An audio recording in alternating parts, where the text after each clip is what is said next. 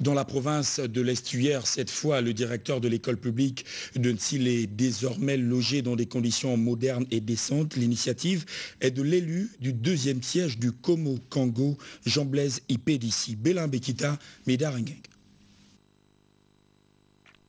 L'événement ne pouvait passer inaperçu ici, à l'école publique de Nzilé, une structure scolaire confrontée à d'énormes difficultés. L'événement est historique, d'autant qu'ici, le directeur de l'établissement avait une résidence de fortune exposée aux intempéries et autres vols. Que les conditions de travail de l'enseignant sont un élément essentiel dans la formation, dans l'éducation de nos enfants, qui sont, comme nous le savons tous, la clé de la politique de l'émergence prônée par son Excellence Ali Bongo Ondimba, président de la République, chef de l'État. En réceptionnant les clés de la nouvelle résidence, des mains du donateur, l'inspecteur délégué d'académie et le directeur d'établissement ne pouvaient que traduire leur gratitude à l'endroit de l'élu. Pour le responsable de la circonscription scolaire, le geste du député de ce jour devrait peut-être inspirer les autres fils du département. Faisant d'une pierre deux coups, le député du Komo-Kango a saisi l'opportunité pour faire le compte rendu aux militantes et militants du Parti démocratique gabonais de ses activités en sa qualité de membre du bureau politique.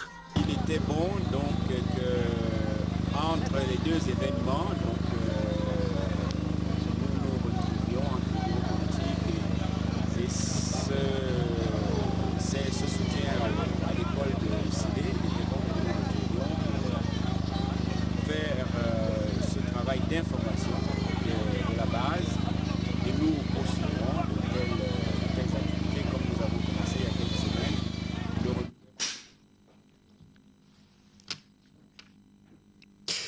À la commune de Port-Gentil, notamment dans le 2e arrondissement, on parle de renouvellement des structures de base du Parti démocratique gabonais. Un an après son entrée dans cette formation politique, Sylvestre Ratanga nous livre ici sa vision.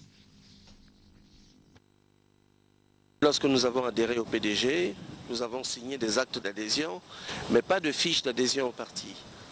Et nous n'étions pas encore inclus dans les effectifs, n'est-ce pas, du parti au niveau de notre quartier, le 2e arrondissement. Et c'est cette opération que nous sommes en train de boucler. Mais pour des raisons de conjoncture, vous savez qu'à Port-Gentil, beaucoup de personnes travaillent en mer.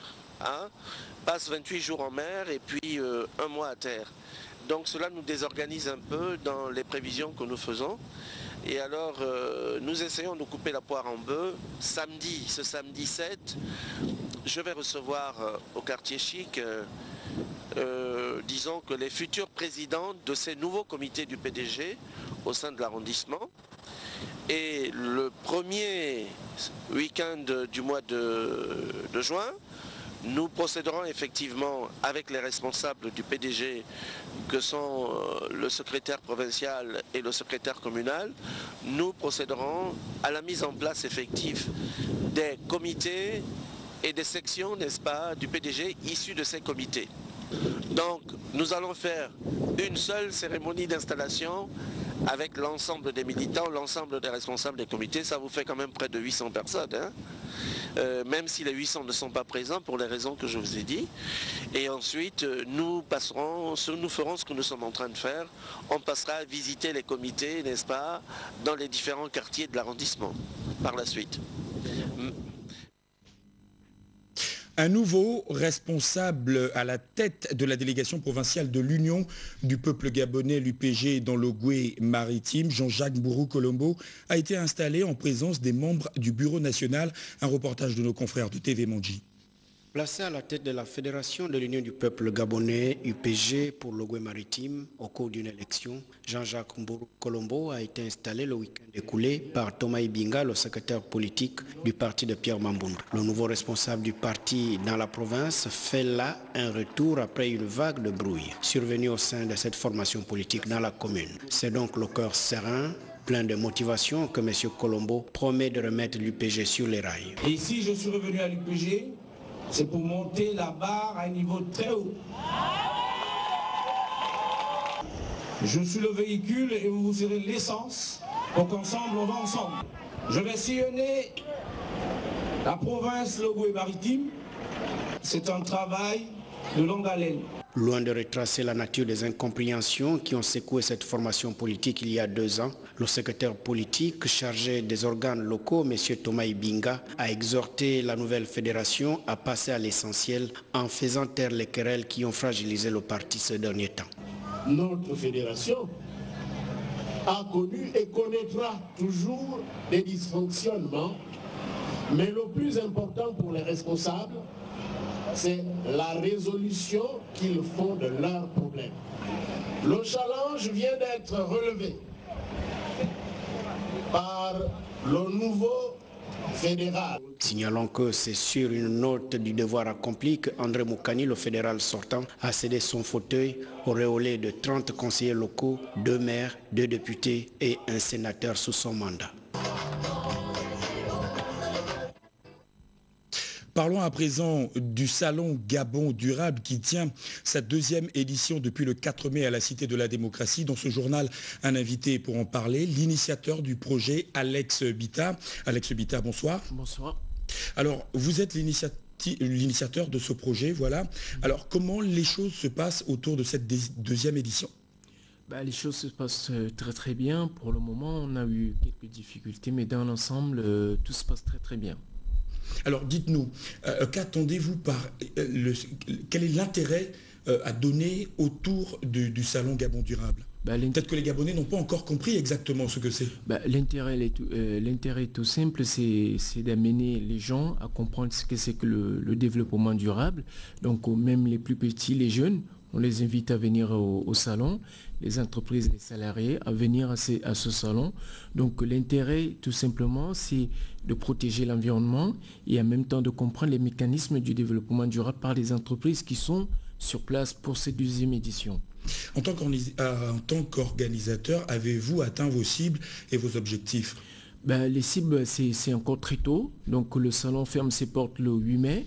Donc après, à partir du 9, on fera le bilan et on verra les atouts, les inconvénients, les problèmes qu'on a eus et d'autres. Donc il n'y a pas de... C'est encore trop tôt. On a encore 2 jours. D'ici le 8 mai, c'est la fin. Oui. Que dire à l'endroit de tous ceux qui vous regardent ? Venez au salon, les jeunes, les familles, les salariés. Venez découvrir les ateliers avec vos enfants. Donc c'est une initiative bonne qui va permettre aux jeunes et aux Gabonais de comprendre ce que c'est que le développement durable.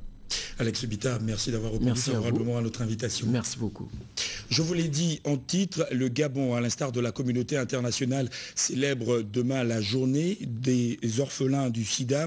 Une allocution circonstancielle a été prononcée par le ministre délégué à la santé, Nzengi Mihindou. En voici un extrait.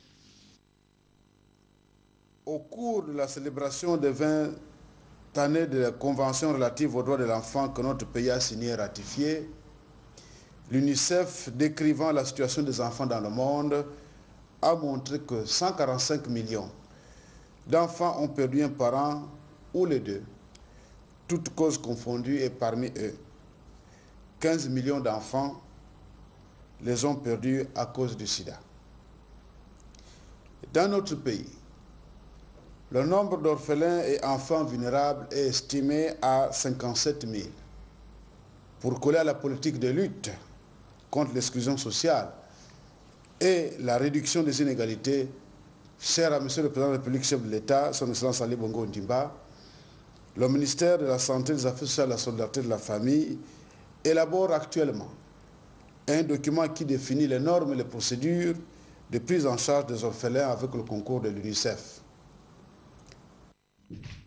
Ce communiqué est pour la fin de ce journal. Dans le cadre des opérations d'entretien et de maintenance des équipements de diffusion, le signal de la RTJ 1 en mode hertzien et satellite sera coupé, voilà, ce samedi 7 mai 2000 11 de 8h à 12h. La reprise des émissions est susceptible d'intervenir avant le terme du délai indiqué. La direction générale de la RTG1 présente ses excuses aux téléspectateurs pour le désagrément occasionné par cette interruption. Un communiqué signé David Elamita. Point final à cette édition d'information. Merci de l'avoir suivi. Je vous retrouve demain lorsqu'il sera 20h à Libreville.